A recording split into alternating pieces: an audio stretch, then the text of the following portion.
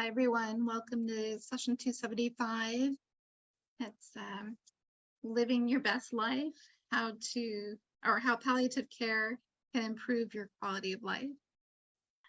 Well, again, thank you for coming to our session today. My name is Anjali. I'm a volunteer with ThyCa, and I'm also a thyroid cancer survivor. Today, we're here to talk and hear all about palliative care with Dr. Grant Smith. He's a clinical assistant professor of medicine at the Stanford School of Medicine, where he works in the inpatient palliative care consult service and in the outpatient palliative care clinic. He is the medical director of the Stanford Palliative Care Community Partnerships team, which raises awareness and understanding of palliative care in the community. He received his medical degree from Harvard Medical School and completed internal medicine residency and palliative care fellowship at the University of California, San Francisco. Thank you, everyone, for your time and your patience today, and I appreciate that. And take it away, Dr. Smith. Thank you so much, Anjali, for inviting me here today. And it's really a pleasure to get to speak with you all about palliative care, and just very grateful for your all's time. I know there are a lot of ways to spend time, and I'm grateful to spend this time with you all. As Anjali mentioned, I'm a palliative care doctor at Stanford, and you're welcome to connect with us. Our team has a Twitter account that's down on the bottom of the screen at Stanford_PC. You're also welcome to check out our website that has a lot more information about palliative care in general, as well as our services at Stanford. And today we'll really be talking about how to sort of do this thing, live your best life. And some of these pictures show sometimes what we think about when that comes to mind. And that can be being outdoors in nature, enjoying meals with family, being with our children, our parents, loved ones, going to sports games. All these things are part of what often makes life worth living and makes a good life for people. And as some of you may have experienced, that unfortunately sometimes a difficult or a serious illness can get in the way of that, whether that's having to spend time in the hospital, dealing with difficult symptoms like pain or nausea, that can get in the way. And in palliative care, our work is really to try to get people back to the best possible quality of life that they can. And so I'm really excited today to talk about some of the ways that we do that, to hopefully clear up. Sometimes there's some misconceptions about palliative care, so we may be talking about a few of those things as well. I'm happy for you all to ask questions in the Q&A, or if you have comments in the chat. We'll have some time to take some pauses as we go throughout, and we'll make sure to save time at the end for more questions. But please feel free to put your questions down. I really want this time to be as valuable for you all as possible, and answering your all's direct questions is one of the best ways to do that. As part of today's session too, I'm hoping I could ask you to help us continue to improve these types of sessions. Our team does give this type of session in the community quite a bit, and we're continually trying to refine and understand how this may or may not be helpful for folks. And as part of that, if you're willing to, I'd ask you to fill out a survey, both now as we're just getting started, and then again at the end of the session. I'm putting the link to the survey in the chat right now, so you can click on that if you feel okay filling that out. That will take you to a survey in an internet browser, but it won't log you out of Zoom, so you can fill that out and still be connected to the Zoom. And it takes just about 5 to 7 minutes for each of the surveys. Your responses on this survey would remain anonymous if we do use any of the information for things like a survey, or sorry, for a report or a publication. There is an opportunity, if you complete both of the surveys, to enter a raffle for a gift card. And in our post-session survey, there's also an opportunity, if you're interested in talking to someone one-on-one, to give more feedback about today's session. We'd be happy to talk with you then too. So to click on the link that's in the chat box, you would just click on the chat box that's in your Zoom bar often at the bottom of the screen. And then once you're in the chat box, you should be able to click on this link to open up your internet browser. I know someone was asking a question about that, so hopefully that clears up how to access this survey if you're willing to do it.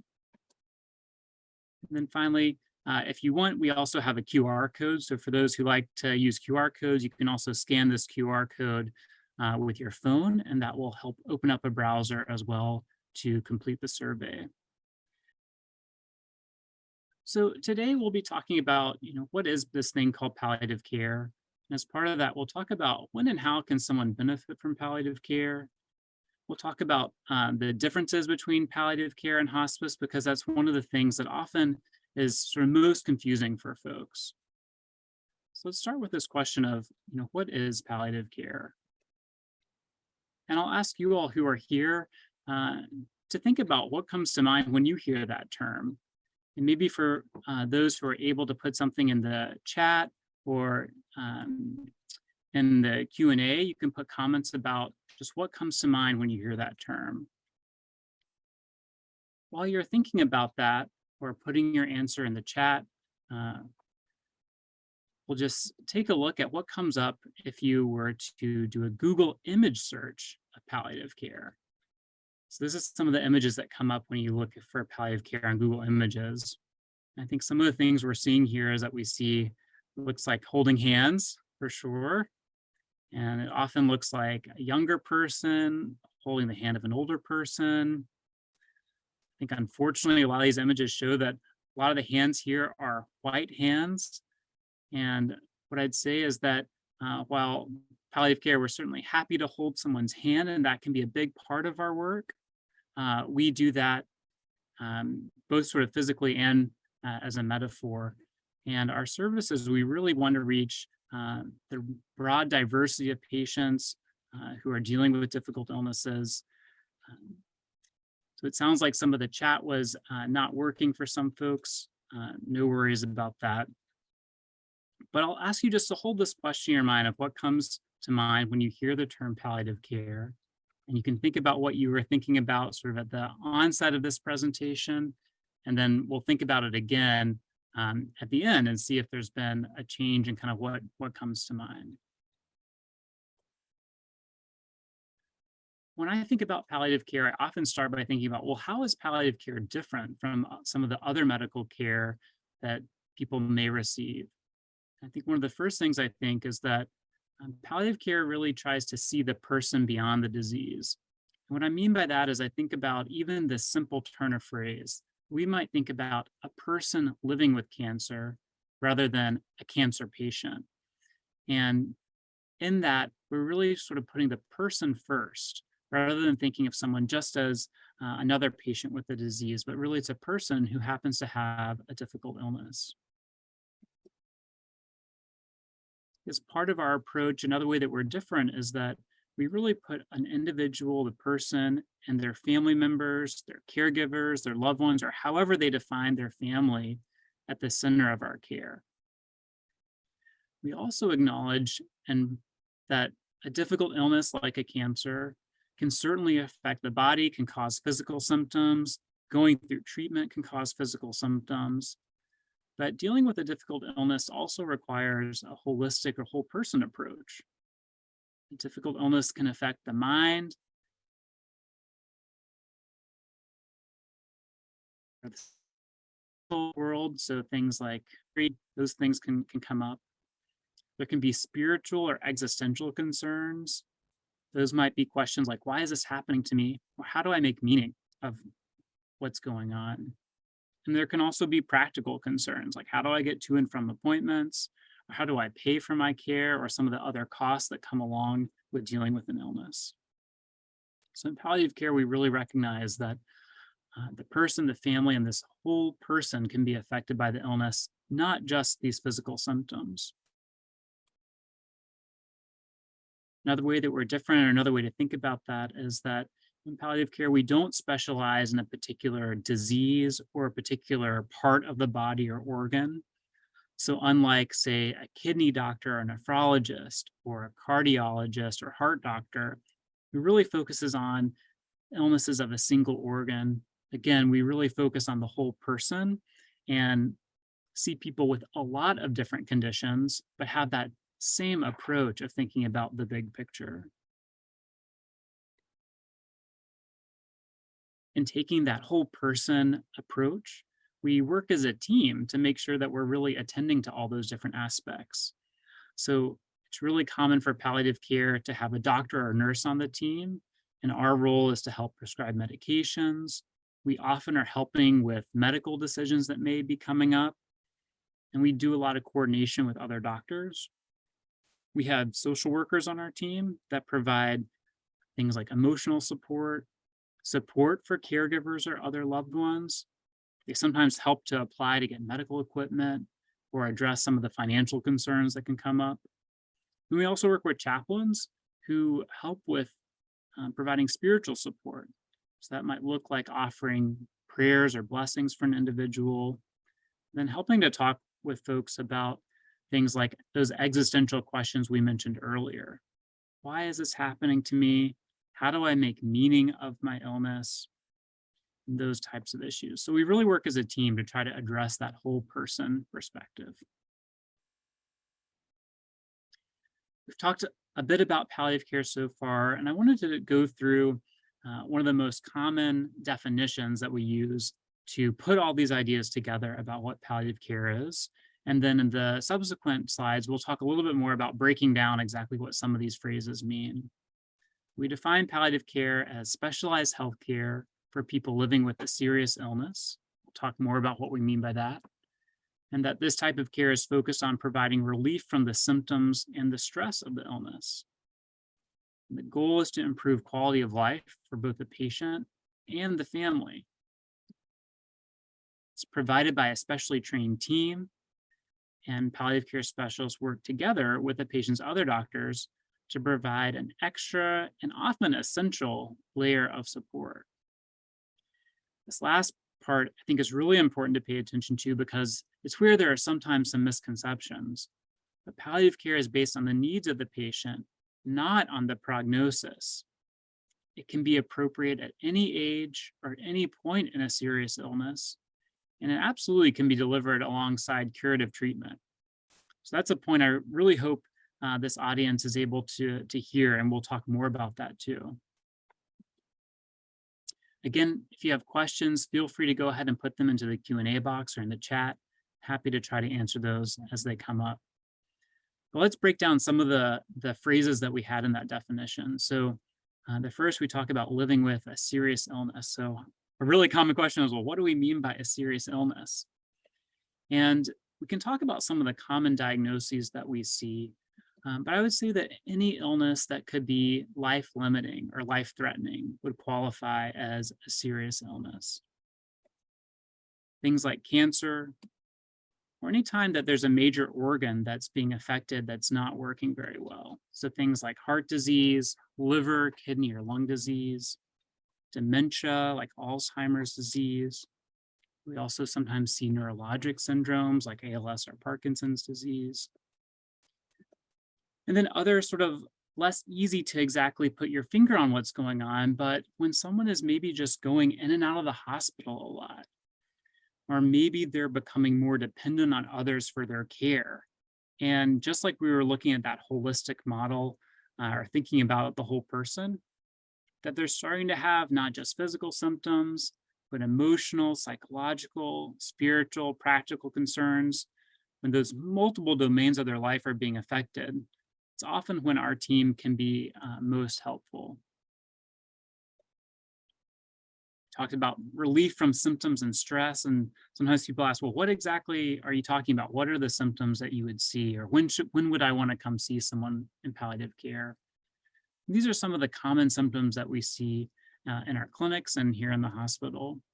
Folks dealing with pain, difficulty breathing, nausea, constipation, those psychological symptoms like worry, anxiety, depression, or just coping, stress. We also sometimes help out with things like exhaustion or fatigue, a low appetite or losing weight, nerve pain or neuropathy, and then checking in on caregivers, knowing that caregivers often are also dealing with sometimes the stress, and coping is something that needs attention too. How do we relieve symptoms? This goes back to thinking about that whole person approach. And we know that any given symptom can sometimes be complex and have a lot of different inputs. Just think about pain for an example.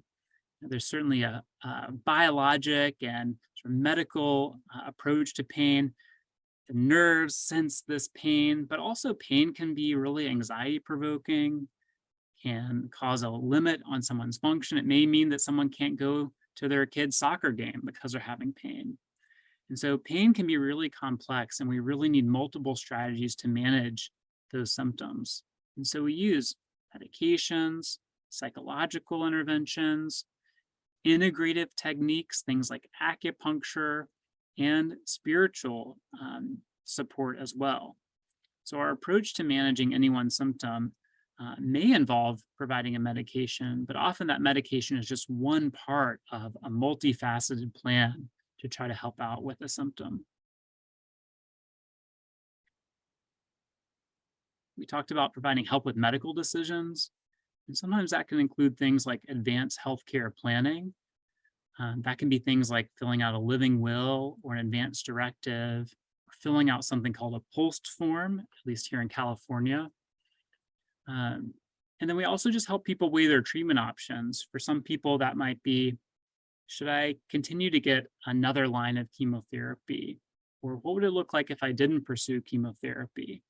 Or just how do I help to address some of the burdens of the treatments that I'm going through? Those are all things that we're happy to talk with our patients about.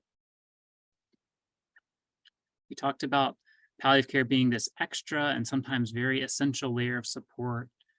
And I think it's important to know too that if you see a palliative care doctor, it doesn't mean that you're giving up any of your other doctors. So we never are replacing a primary care doctor. We don't take the place of a cancer doctor or an oncology doctor. We really work together, and I spend a lot of my day talking with other doctors to coordinate and collaborate in taking care of patients. So we really are an extra and added layer of support. We really don't replace any of the other members of a team.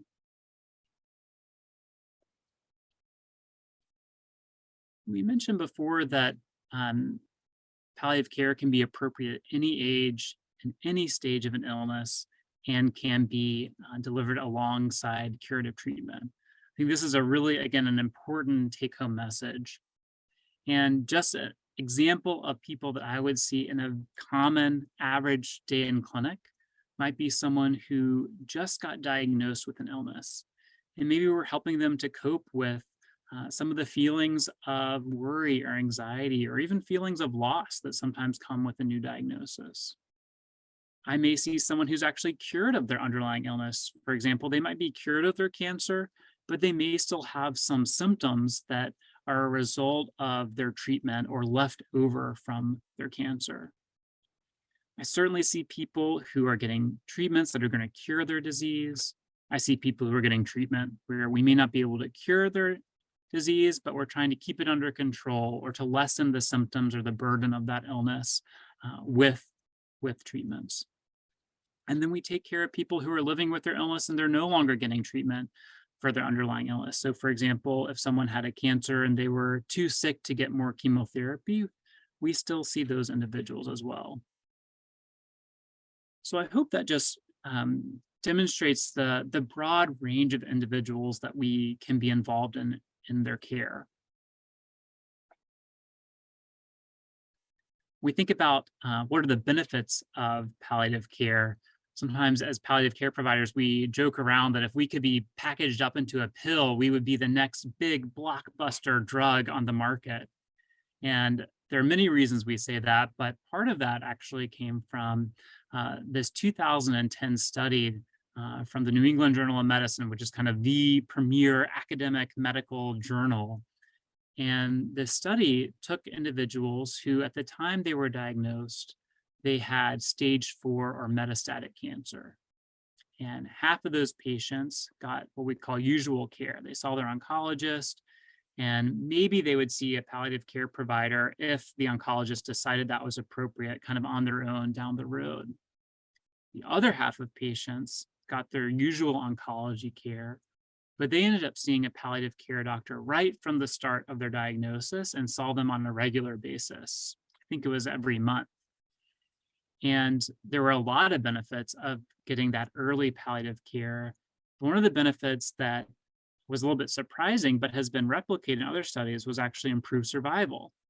So patients who saw a palliative care provider at the onset of their diagnosis ended up living more than 2 months longer than those who didn't get palliative care from the very beginning. And again, that's a result that's been repeated in a few other studies. And so if that was a chemotherapy drug that did that, that would be a drug that everyone would get.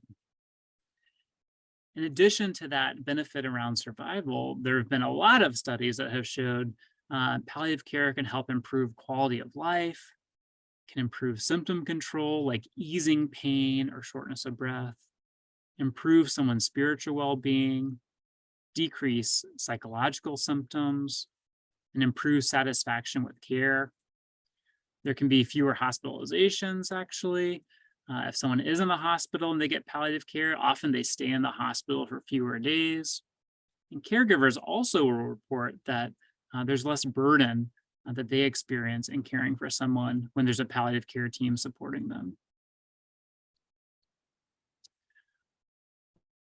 All right, you all have heard me talk quite a bit about palliative care, so I'm going to give you a break from my voice, and we'll let this video play that has just a few minutes long that has some other patients and providers talking about their experiences with palliative care. Palliative care is person-centered care. Everything about it is bringing the person into the conversation. We talk to the patient and we understand where they're coming from. We understand the family dynamics.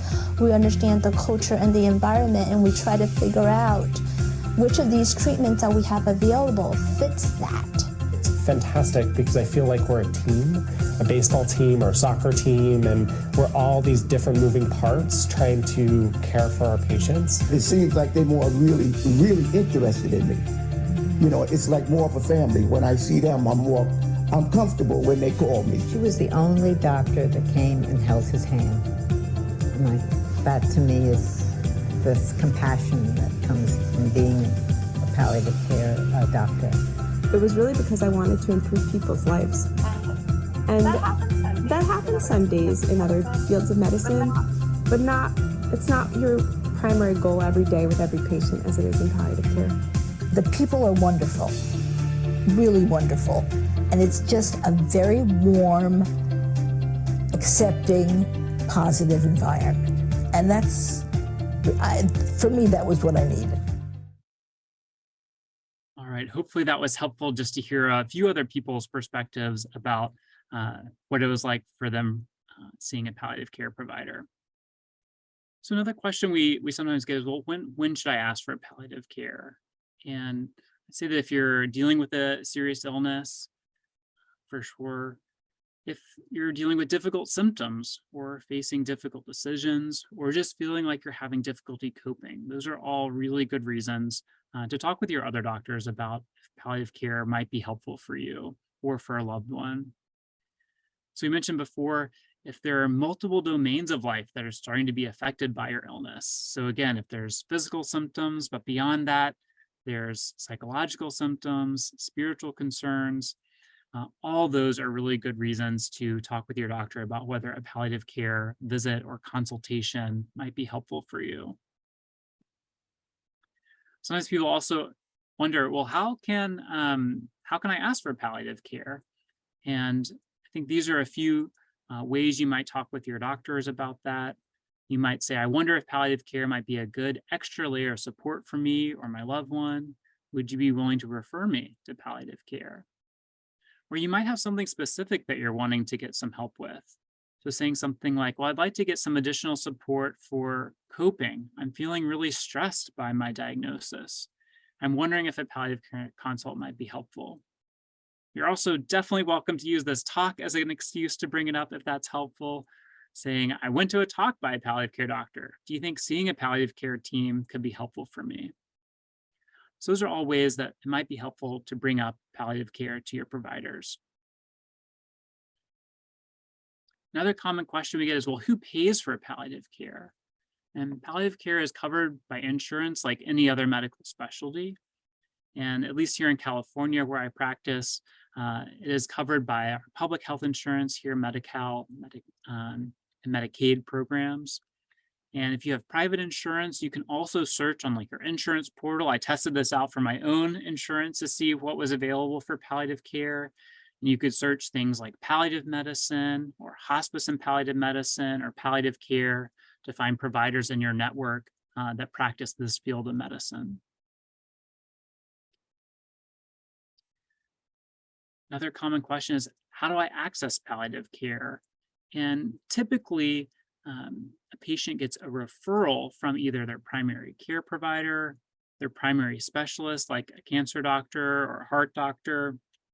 Sometimes a hospital might see someone who's on the inpatient team. They might make a recommendation for palliative care, or even some emergency rooms will make referrals to palliative care. I will say that palliative care is a relatively new specialty in medicine. And so while patients, caregivers, the general public is still very much learning about palliative care, so are some of our colleagues in medicine too. So I just put here as a reminder that other providers are still learning about palliative care and what it is. And if it sounds like from what you've heard today that it would be helpful for you, just feel empowered to be insistent that you'd be interested in meeting with a palliative care doctor, because some of my colleagues still have some misconceptions about what exactly it is and when it can help.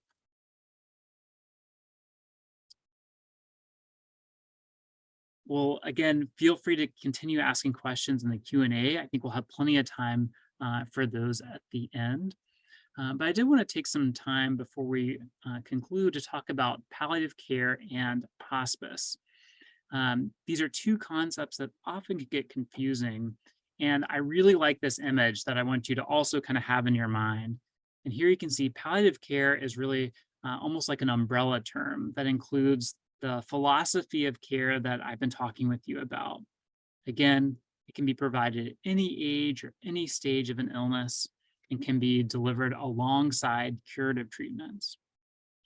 Hospice is a form of palliative care, but it is care that really is reserved for individuals who are facing the end of their lives, and particularly often in the last 6 months of their life.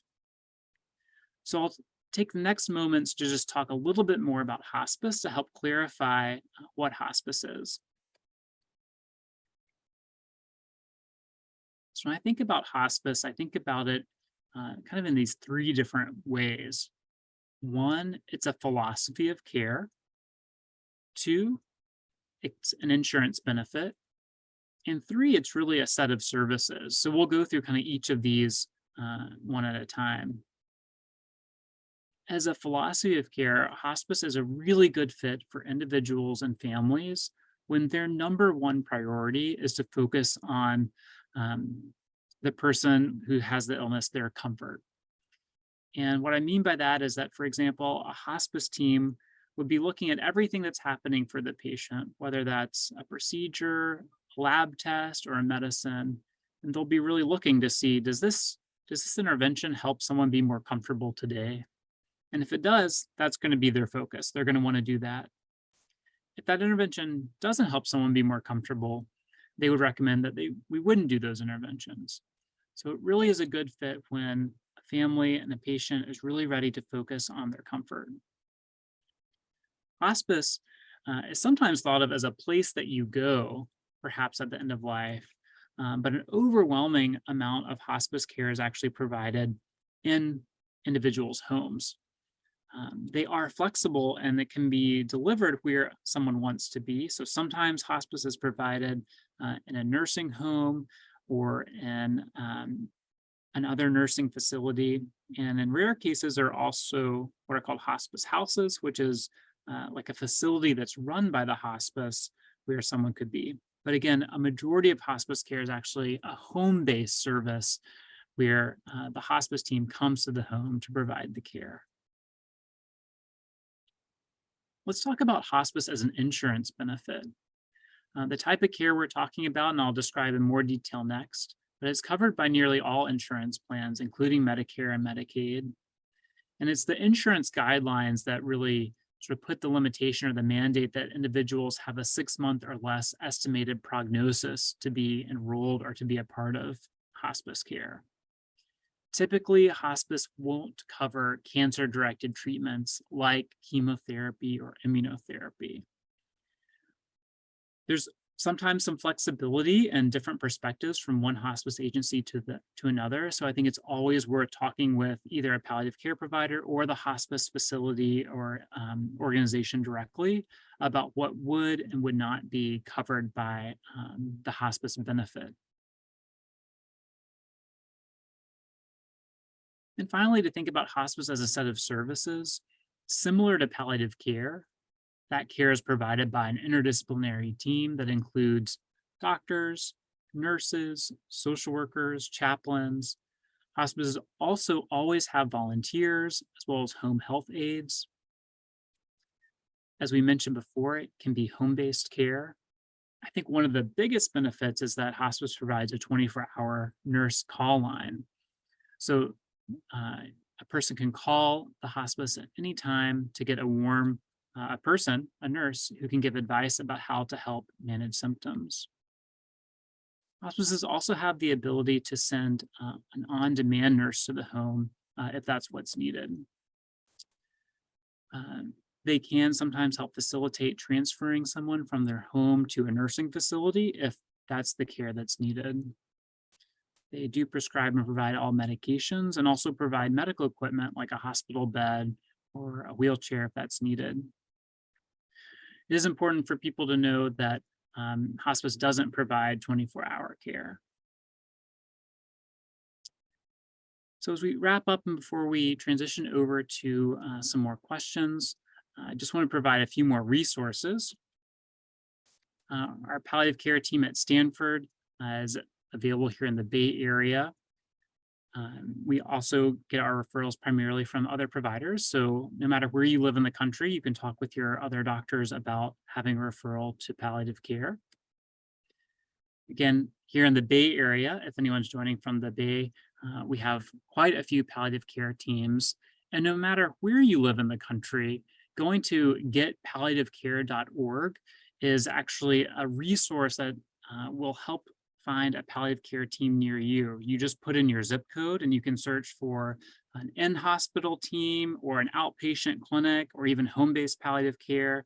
And whatever your zip code is, it will give you a list of all the palliative care services in your geographic area. So this getpalliativecare.org website is a really great resource for everyone, both here in California as well as outside of the state. A few other great resources for more information about palliative care. I mentioned our Stanford Palliative Care website, which you're welcome to visit. A few other national websites that are really great include palliativedoctors.org, as well as the National Hospice and Palliative Care Organization, caringinfo.org. And then again, you can find a palliative care program near you through getpalliativecare.org. So hopefully those are all resources that could be helpful for you. And I think the take-home message here really is just if you're facing a difficult medical decision, difficult symptoms, palliative care is really here to partner with you to try to improve quality of life and help navigate some of those difficult decisions. So we're really here as an extra resource. I wanted to wrap up by having another patient talk about her experience with palliative care. So I'll play this video for you before we wrap up.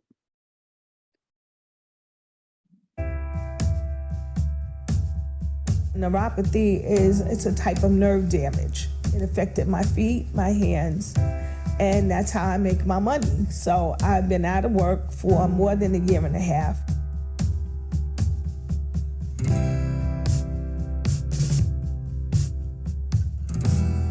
I met Debbie when she came into the hospital with an acute pain crisis. She was really going through a lot in terms of just, living with this new diagnosis, and then to be suffering from symptoms sort of related to the treatments so that she can live with the diagnosis. With me being in the pain, I just shut myself out and just stayed in my room. The most they saw of me was to come out and get something to eat and go to the bathroom. She was really crippled by this neuropathy. And you see, she does hair, and that was one of the things that came out when we were in the hospital. You know, sort of what bothers you the most about this pain.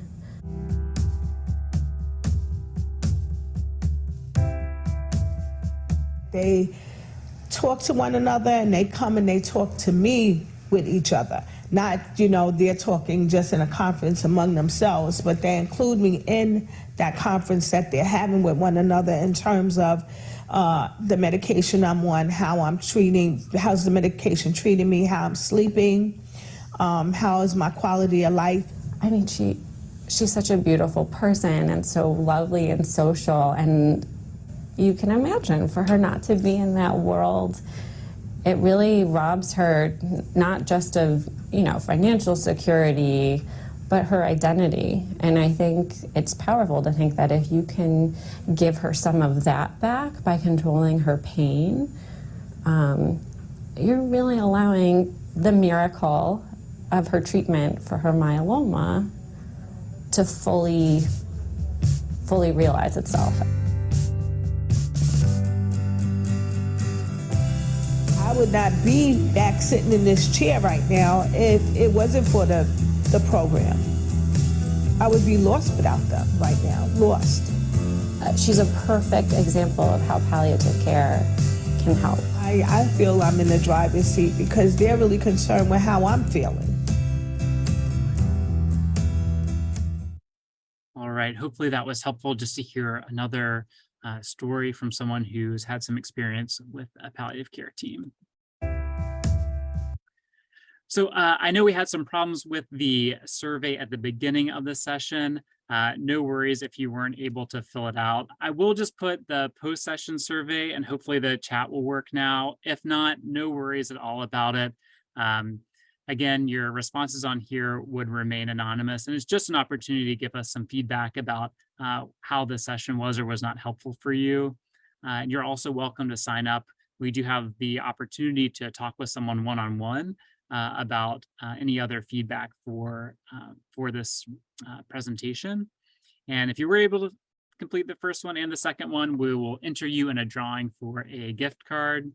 And I will post the QR code here. If you want to scan the QR code too, that will take you to our post-session survey.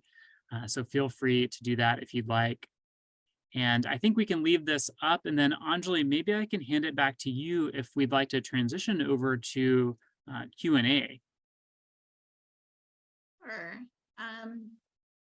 Yeah, there was a couple questions. I think in the Q&A we had one that was that you answered about the palliative care continue if you move to hospice care, and how I think that was answered there. So there's someone who's a nephrology nurse. Kim was saying that she was very appreciative of what you're doing and curious of the palliative care team where you work is learning and working with newer ideas on trauma and its effect on the nervous system. Yeah, thanks so much. That's a great question. And I think this idea of trauma-informed care is something that is gaining a lot more discussion in medicine. I know our team has had a few discussions about that. We haven't had formal trainings on it, but what I would say is that that type of care and being cognizant of the whole person is part of the philosophy of our approach. We're really lucky both in our inpatient team and our outpatient team, and I think many palliative care teams across the country work closely with social workers and have social workers on their team sitting next to them. In our clinic, often first appointments with us, you meet with a physician or a nurse as well as the social worker or the chaplain in that visit all together. That's really to help us so that we know there are all these other components of a person's life outside of just their illness, and all these components of a way that their illness may be affecting them, that we work together. And I think our social workers often are helping us with some of the training that they've received that maybe we haven't, so that we kind of build the skills of all of us. But I really appreciate you highlighting that idea of trauma-informed care, because I do think it's something that is gaining more attention and needs more attention in the medical field. So thanks so much for sharing your experience and raising that important question. Are there other questions about palliative care, hospice, what we've said so far in the presentation? I think Melinda was asking, oh, there we go. I think that's the rest of your question. If you've been living with thyroid cancer for a long time, and your docs are a fair distance away, do you need a referral from them, or can you search it out on your own? Great question, Melinda. I can speak from experience, at least here at Stanford, and everywhere may be a little bit different. I think sometimes the easiest way to get connected with the palliative care team is to get a referral from another provider. Part of that, I think, is it just makes the sort of insurance process, as well as getting kind of the medical information to the palliative care team, a little bit smoother. So that's often my best recommendation, is to see if either a primary care doctor or an oncology doctor would be willing to make a referral to palliative care. If not, I think that there is some variability from one team to another about the ability to accept self-referrals. Here at Stanford, we do accept self-referrals by calling our office, and there's kind of a process and a website that people can refer themselves to our clinics. It just takes a little bit more work, I think, on the patient side to make that happen. But it is at least possible here at Stanford. I'm sorry, I can't speak for kind of all the palliative care teams out there. But my best advice to make it sort of easier for you would be to talk with your doctor about getting a referral. I hope that helps.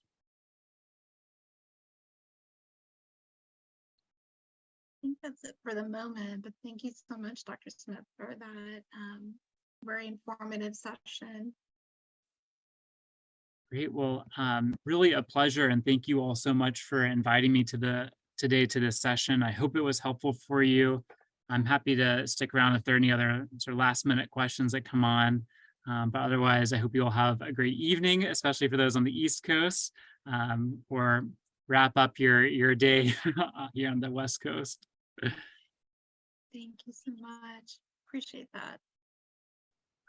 I can see it looks like Melinda had just asked another question for those who are still on. If you live rural, how would a palliative care team handle that? It's a great question, Melinda. And this may differ from one location to another, but I know that for our team, at least here at Stanford, that with COVID-19, we really converted to a lot of telehealth visits. And so there are more and more telehealth. I think that happened across the country. I can't speak for every place, but I think a lot of clinics that traditionally you had to come in person picked up the capability to see people through telehealth. So I hope that in your location, even if rural, that another center in your general geographic area might be able to provide telehealth visits. I know out here in California and kind of the Northern California area, there are some pretty rural areas, and there's a company out here that really focuses on rural telehealth palliative care. And so I hope that that sort of model continues to spread to other places in the country. Yeah, it's definitely an important component. I'm so glad that you're able to share this information. Let's see. Thank you. All right. Well, I don't see any other questions, so maybe we can wrap up here. I'll just say thank you again, Anjali, for inviting us to this session today. I hope for those who are still on that it was helpful for you. Again, just very grateful for your time and having the chance to share a little bit more about palliative care.